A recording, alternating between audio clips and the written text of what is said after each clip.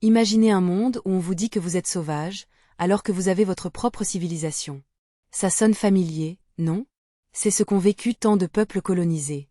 C'est fascinant, n'est-ce pas?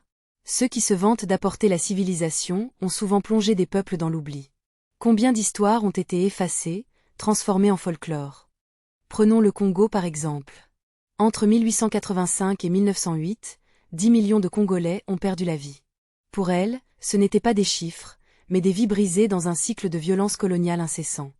Les colonisateurs se vantent d'avoir creusé des chemins de fer et ouvert des routes. Mais à quel prix? Chaque rail était façonné par les sacrifices de ceux qui ont été forcés de construire sous la menace.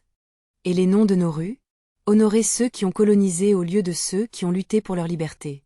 C'est un déni de notre histoire collective, une blessure ouverte.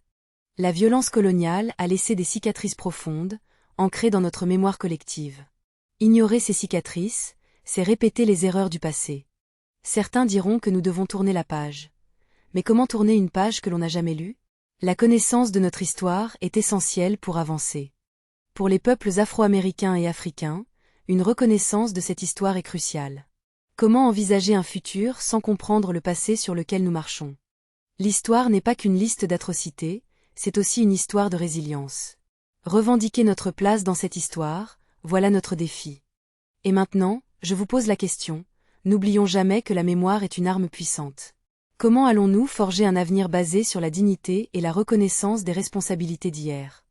Souvenez-vous, en partageant ces histoires, nous établissons non seulement des liens, mais nous assurons aussi que le passé ne s'efface pas. Alors, partagez cette vidéo, et parlons-en. Votre avis compte. Dites-nous ce que vous en pensez, abonnez-vous pour d'autres réflexions et assurons-nous que ces récits résonnent, aujourd'hui et demain.